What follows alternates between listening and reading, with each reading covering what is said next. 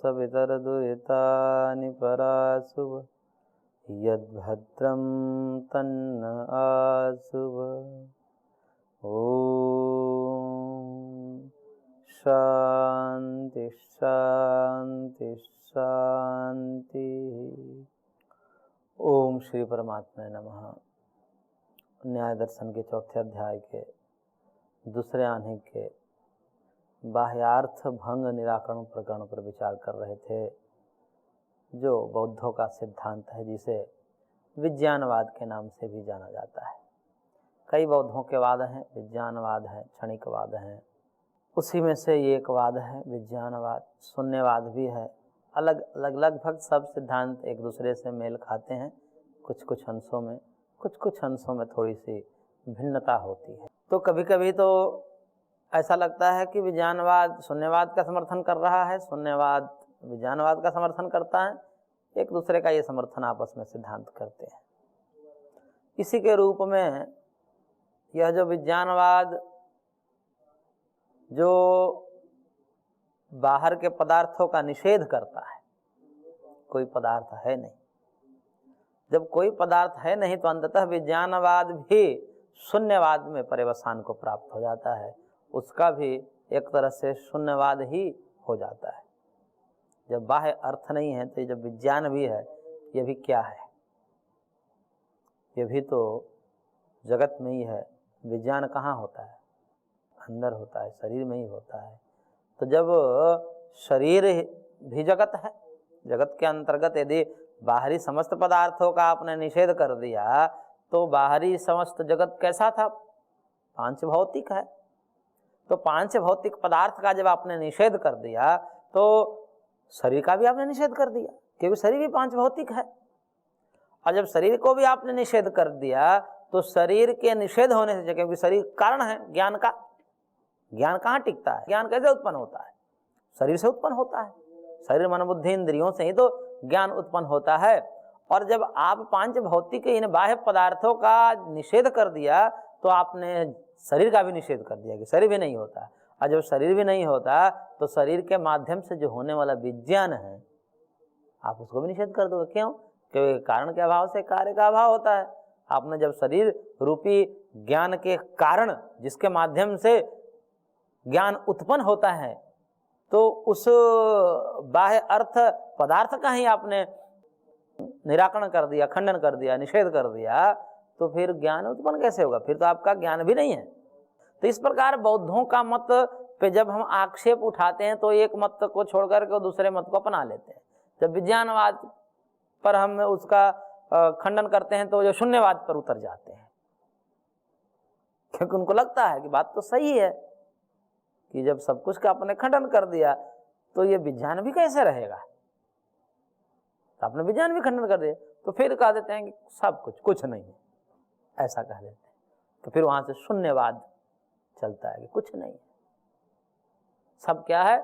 तो सब भ्रम है। वो आगे आएगा कि स्वप्न की भांति सब भ्रम है, तो उसका निराकरण किया जाता है। तो हमने सूत्र संख्या 28 तक पढ़ा था कि अवयव और अवयवी को, जो आप यह कह रहे थे कि अवयव को अवयवी से जब अलग कर दिया जाता है तो पृथक रूप से प्राप्त नहीं होता, इसलिए केवल अवयव ही होते हैं वहाँ पर, इसलिए अवयवी एक भ्रम है, परिकल्पना है। तो महर्षि ने कहा कि ऐसी बात नहीं है, आप ऐसा क्यों करना चाहते हो? जो पदार्थ का जो स्वरूप है कि वह कभी उसका साथ छोड़ ही नहीं सकता, आप उसको छोड़ करके देख रहे हो, ये कैसे हो सकता है? सूर्य से उसकी रश्मि को अलग करके देखोगे तो कैसे आप देख सकते हो? अग्नि को उष्णता से रहित होकर देखोगे तो कैसे आप देख सकते हो? आप नहीं देख सकते हो।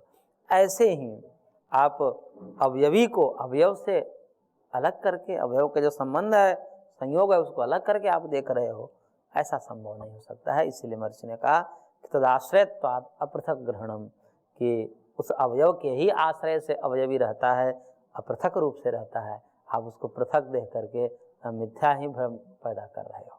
जो वस्तु जैसी होती है उसके स्वरूप को ऐसा ही मानना चाहिए। अब उसके समर्थन में सूत्रकार और सूत्र दे रहे हैं, सूत्र संख्या 29 कह रहे हैं कि प्रमाणतश्चार्थ प्रतिपद्ये है, कह रहे हैं कि देखिए किसी भी अर्थ की प्रतिपत्ति, अर्थ का ज्ञान जो होता है वह प्रमाण से होता है, प्रमाणतः। तो प्रमाण से अर्थ की प्रतिपत्ति, अर्थ का ज्ञान होता है। और प्रमाण क्या है? प्रत्यक्षादि प्रमाण है, जिनमें से सबसे प्रबल प्रमाण प्रत्यक्ष को माना जाता है। इंद्रियार्थ सन्निकर्ष से जो ज्ञान उत्पन्न हो रहा है उसको सबसे प्रबल माना जाता है, क्योंकि आंखों देखी हुई वस्तु पर ज्यादा विश्वास होता है। बाकी अनुमान से, शब्द से, उपमान आदि से भी ज्ञान होता है, परंतु वहां पर ज्ञान थोड़ा सा सामान्य ही होता है। विशेष ज्ञान तो प्रत्यक्ष से होता है। और प्रत्यक्ष आदि के माध्यम से प्रत्येक पदार्थ यहाँ पर सबको दिख रहा है। एक सामान्य से सामान्य व्यक्ति से भी जाकर के पूछें कि ये जो दिख रहा है ये वस्तु है या नहीं है, वो क्या कहेगा?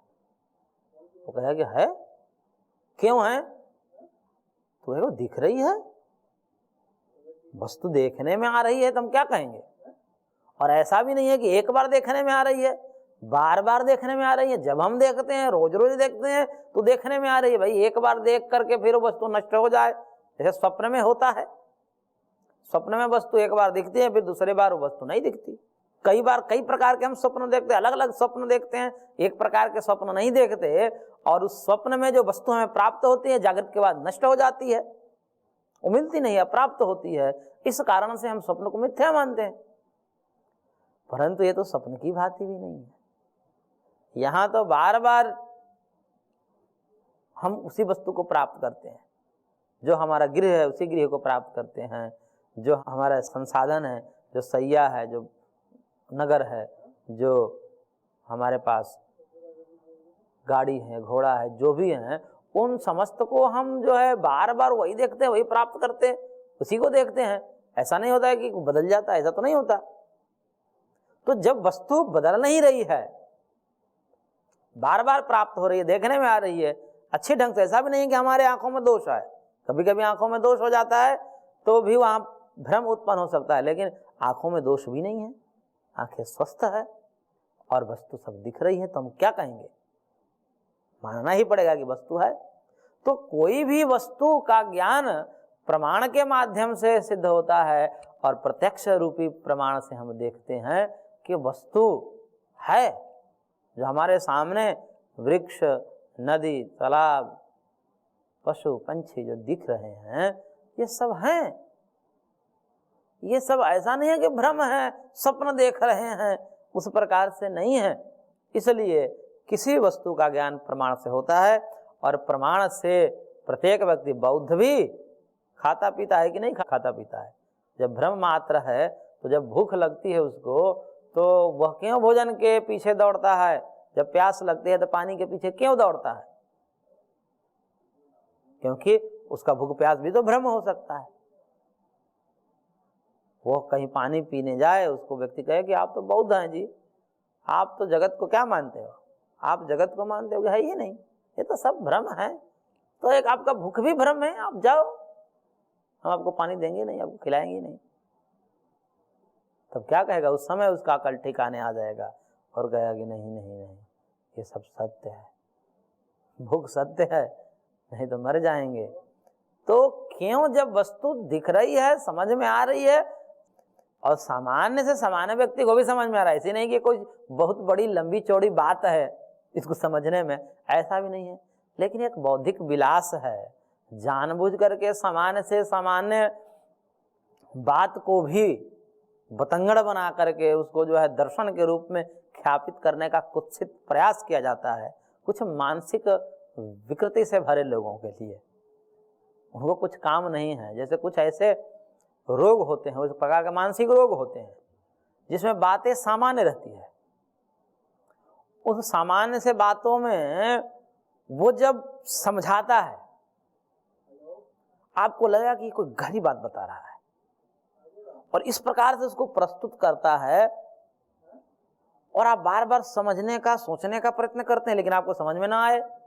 खूब आपने अच्छी तरह से सुना, समझा क्या कहना चाह रहा है, और आपको समझ में ना आए, तो उसको समझना चाहिए कि मानसिक विकृति का शिकार है। वो एक प्रकार का रोग होता है। वो व्यक्ति ऐसा दिखाना चाहता है कि हम बहुत गहरी बातें बता रहे हैं, लेकिन वास्तव वो कुछ नहीं बताता है, और जो बताता है उसको भी नहीं पता कि मैं क्या बता रहा हूं। ऐसे भी लोग होते हैं।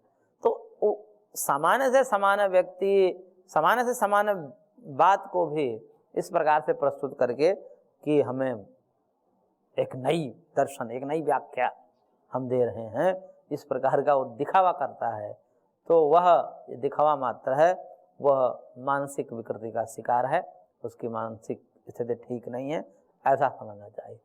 तो ये बौद्ध जीव भी हैं, ये मानसिक विकृति के ही शिकार हैं, क्योंकि भाई जो चीजें दिख रही हैं आप उसको घुमा रहे हो, ये नहीं है, इसका बुद्धि से विवेचन करो तो जो है अवयव में बदल जाते हैं, वो अवयव भी अपने अवयव में बदल जाते, ये सब क्या है?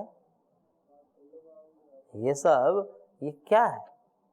जब वस्तु दिख रही है आप उसको मना कर रहे हो कि नहीं है। तो इस प्रकार से महर्षि ने कहा कि कोई भी चीज जब प्रमाण से देखी जा रही है तो प्रमाण से देखी हुई वस्तु का कभी खंडन नहीं किया जा सकता है, चाहे आप कितना भी अनुमान कर लो। एक तो प्रत्यक्ष प्रमाण से दिख रही है, ये नहीं कि अनुमान से, और आप ये अनुमान लगवा रहे हो हमसे, तो ये बताइए कि प्रत्यक्ष बलवान है कि अनुमान बलवान होता है? एक अनुमान से जानना और एक प्रत्यक्ष जानना, दोनों में यदि विरोध हो जाए, अनुमान वाले कहें कि हमारा कथन ठीक है, प्रत्यक्ष वाले कहें कि हमारा कथन ठीक है, तो दोनों में से किसको माना जाएगा? प्रत्यक्ष बलवान होता है। तो प्रत्यक्ष बलवान होता है तो प्रत्यक्ष की बात एक मानी जाएगी। तो जब हम अपनी आंखों से, कानों से, नाकों से, रसना से हम वस्तु को गृहीत कर रहे हैं, रूप रस गंध शब्द स्पर्श, इसको ग्रहण कर रहे हैं, और उसके आलम्बन पदार्थ को भी हम ग्रहण कर लें, तो हम कैसे कहें कि नहीं है? आप कितना भी अनुमान लगा लो, कितना भी हमें बहला फुसला लो, परंतु प्रत्यक्ष से देखे हुए वस्तु को हम नकार नहीं सकते हैं। इसलिए आप अपना अनुमान करते रहिए, हम प्रत्यक्ष देख रहे हैं, अनुभव में कह रहे हैं जगत है तो है। आप कितना भी अनुमान करते हैं, हम नहीं मानते।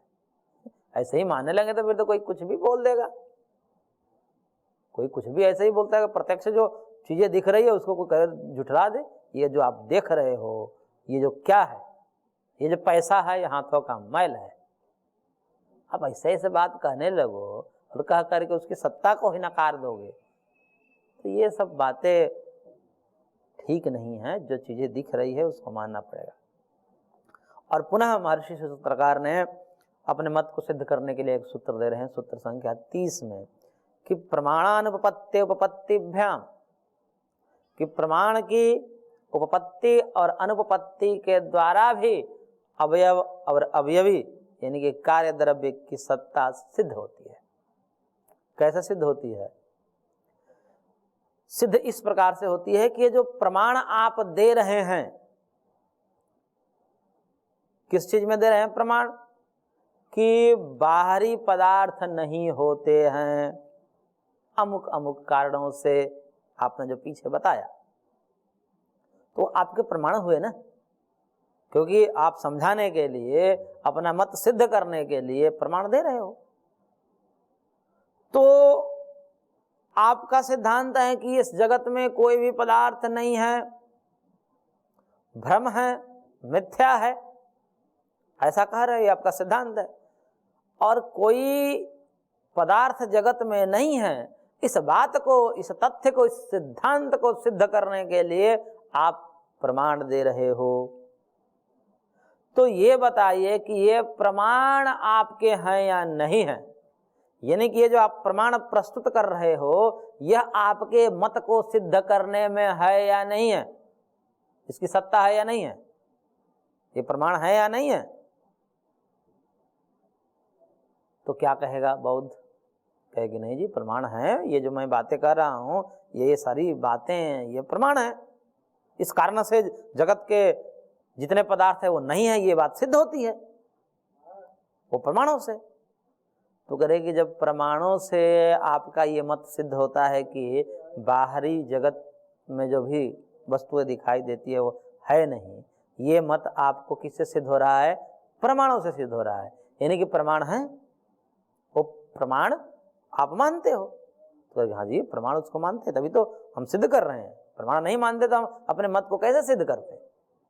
तब फिर सूत्रकार कहते हैं कि अच्छा ये बताओ कि प्रमाण जगत में है ना, आप प्रमाण के इस्तेमाल जो किए हो वो प्रमाण नामक कोई पदार्थ है इस जगत में कि नहीं है?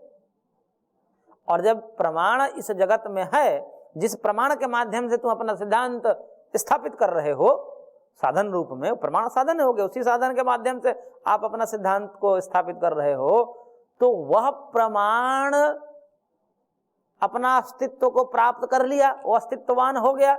जब प्रमाण अस्तित्व को प्राप्त कर लिया तो कैसे कह सकते हो कि दुनिया में कोई चीज है ही नहीं? वो प्रमाण है, चलो कुछ नहीं है लेकिन तुम्हारा वो प्रमाण तो है।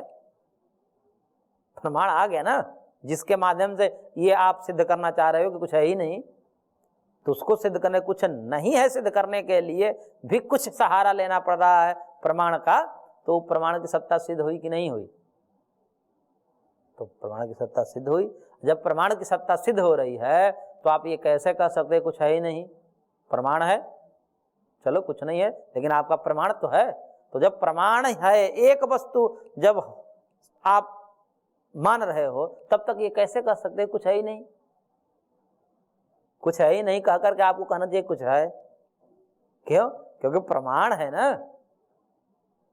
कुछ नहीं कह करके आप फंस गए। फिर प्रमाण का आपने सहारा ले लिया तो प्रमाण अपने अस्तित्व को प्राप्त कर लिया, उसकी सत्ता सिद्ध हो गई।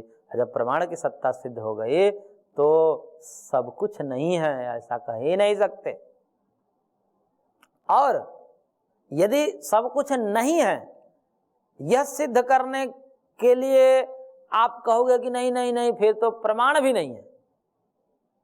तो फिर जब प्रमाण ही नहीं है तो आप अपने मत को सिद्ध ही नहीं कर पाओगे। इस दोष से बचने के लिए यदि ये कहोगे कि नहीं नहीं, जब कुछ नहीं कह दिए हमने, कुछ है ही नहीं, तब तो हमारा प्रमाण भी नहीं होगा। तो चलो हम मानते हैं हमारा प्रमाण भी नहीं है। तब दूसरा प्रश्न हम ये आपसे करेंगे कि जब प्रमाण ही नहीं है तो आप अपना मत सिद्ध कैसे कर पाओगे? आपका मत ही अप्रामाणिक हो जाएगा जब तक प्रमाण नहीं रहेगा। और जैसे ही आप प्रमाण लाओगे तब फिर हम ये कहेंगे कि प्रमाण हो गया, देखो आप कह रहे थे कुछ है ही नहीं, प्रमाण है। तो इस प्रकार दोनों ओर से फंस गया पूर्व पक्ष। अब वो क्या कहेगा? यदि प्रमाण को स्वीकार करे तो सब कुछ नहीं है, ये सिद्धांत को भंग करना पड़ेगा। यदि उस सिद्धांत को बनाए रखने का प्रयत्न किया जाए तो फिर प्रमाण को छोड़ना पड़ेगा। जैसे ही प्रमाण को छोड़ेगा वो मत ही अप्रामाणिक हो जाएगा। तब हम ये कहेंगे बिना प्रमाण का हम कैसे ही बात स्वीकार करें? अब कुछ सिद्ध ही नहीं करोगे तो हम कैसे माने? और जैसे ही सिद्ध करने आएगा वो कुछ न किसी प्रमाण के माध्यम से कहेगा, तो फिर हम ये कह देंगे देखो प्रमाण है, आप कह रहे कुछ है ही नहीं जगत में। तो इस प्रकार से महर्षि ने दोनों तरफ से उसको बांध दिया और कहा कि भाई साहब ये आपका कथन ठीक नहीं है। अब अंततः जिस पर ये पूरा विज्ञानवाद टिका है उस मत को उदाहरण के द्वारा स्पष्ट किया जा रहा है। पूर्व पक्ष है सूत्र संख्या 31 और 32। स्वप्न विषयाभिमान वदयम प्रमाण प्रमेयाभिमान। अब प्रमाण की बात महर्षि ने किया तो अभी ये कह रहा है कि ये जो स्वप्न विषय अभिमानवत, स्वप्न के जो विषय होते हैं, स्वप्न में जो भी हम पदार्थ देखते हैं वह पदार्थ कैसे होते हैं? अभिमान होता है उसका। अभिमान का मतलब भ्रम होता है, होती नहीं वस्तु, परंतु स्वप्न में वस्तुओं का अभिमान होता है, भ्रम होता है। ऐसे ही अयम प्रमाण प्रमेय अभिमान, ये जो प्रमाण प्रमेय है इसका भी अभिमान आप कर रहे, ये भी होते होते कुछ नहीं है। आप जब प्रमाण और प्रमेय, प्रमाण से प्रमेय को परीक्षित करना, ये जो आप कर रहे हो, प्रमाण से वस्तु का ज्ञान होता है, ये सब भ्रम है। कैसे भ्रम है? जैसे स्वप्न में वस्तुएं भ्रम होती हैं, वो न होते हुए भी प्रतीत होती है। वहां वस्तु नहीं होती लेकिन वस्तु न होते हुए भी प्रतीत होती है। ऐसे ही प्रमाण भी, ये जो आप सब प्रमाण कर रहे हो, प्रमाणों के माध्यम से वस्तु का ज्ञान होता है, ये भी कुछ प्रमाण प्रमेय होते नहीं हैं, परंतु न होते हुए भी उनका आभास हमें होता है, जैसे आपको हो रहा है। ये पूर्व पक्ष सिद्धांत पक्ष को कह रहा है, जैसे आपको ये हो रहा है ना कि प्रमाण से वस्तु का ज्ञान होता है, ये भी भ्रम है, जैसे स्वप्न में होता है। उसके लिए एक और उदाहरण दिया कि जागृत में, अब तो आप कहोगे कि भाई ये तो स्वप्न में होता है, चलो जागृत में कैसे हो जाएगा, तो उसके लिए कहा माया गंधर्व नगर मृग त्रिशका वधवा, माया से गंधर्व नगर बना देते हैं। कुछ ऐसे जादूगर होते हैं, जादूगर का खेल होता है, वहां पर वस्तुएं नहीं होती है, लेकिन कुछ देर के लिए ऐसे भ्रम पैदा करते हैं जनता में कि वस्तु न होते हुए वैसे दिखने लगती है वहां पर। उसको माया से गंधर्व नगर का निर्माण किया जाता है। वो जैसे आजकल तो गंधर्व नगर ही है, वो पर्दे पर जो है पूरी फिल्म दिखा देते हैं और उसमें जो है सारी चीज दिखती है, उसमें घोड़ा भी दौड़ते हैं, उसमें महल भी होता है। अब होता कुछ नहीं वहां पर ऐसा कुछ नहीं होता, लेकिन दिखता है।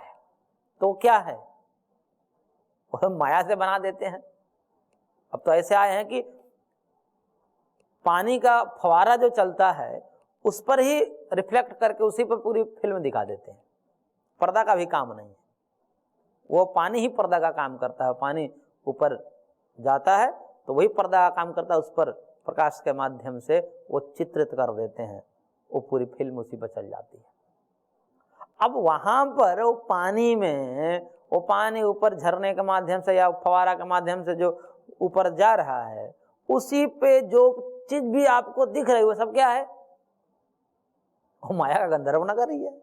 माया से कुछ भी बना देते हैं वहां पर, वो एक प्रकार का भ्रम पैदा करते हैं। वो वस्तुतः होती नहीं है, लेकिन ना होते हुए भी वहां पर भ्रम पैदा किया जाता है। ऐसे ही जो भी आपको दिख रहा है, और भी एक उदाहरण दिया उन्होंने, मृग तृष्णिका वधवा। मृग तृष्णिका बोलते हैं रेगिस्तान में जो अभी गर्मी के दिनों में मृग मरीचिका जिसे बोलते हैं, उस मृग मरीचिका में जो है जल जैसा कुछ प्रतीत होता है दूर से।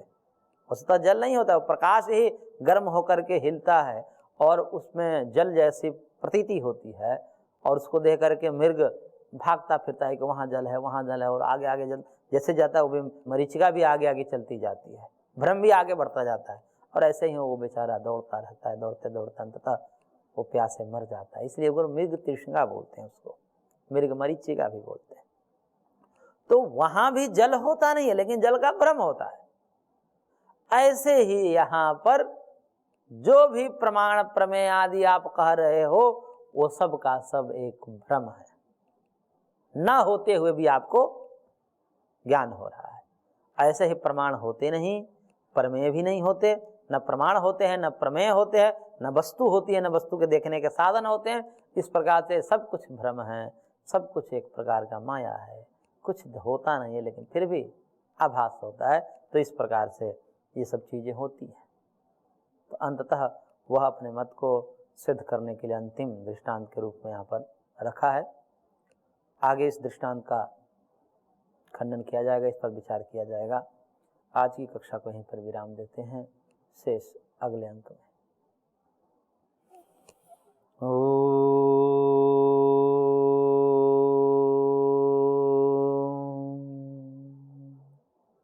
शांति शांति शांति।